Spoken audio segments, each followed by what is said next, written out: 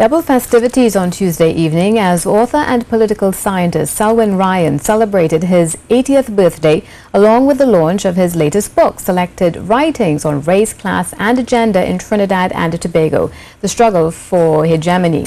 Since his first publication in 1972, Professor Ryan has created a monumental name for himself and is considered to be one of the pioneers in sharing the political history of Trinidad and Tobago. His latest book follows the trend, giving an in-depth analysis of the ideologies of some of this country's key politicians. Countless books under his belt, as well as hundreds of articles as a newspaper columnist. Professor Selwyn Ryan is most revered for his extensive work on the political history of Trinidad and Tobago. As one of his colleagues from the University of the West Indies puts it, he's the go-to man when it comes to anything related to Trinidad and Tobago's politics. We often speak about a nation having a newspaper of record. We mean that that is the newspaper in that particular nation which is considered to be the most important, the most reliable journal.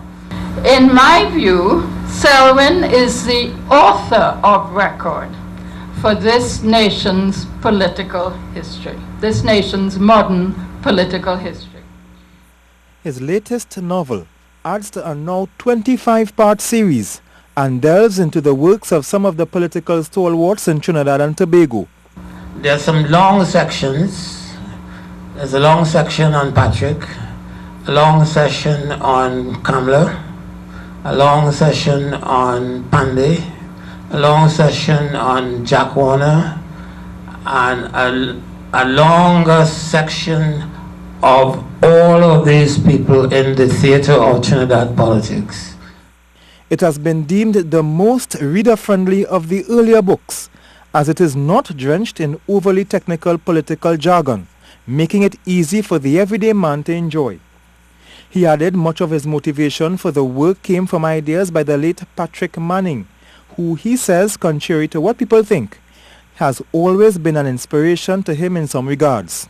He was never an enemy. He helped me in ways that I can't even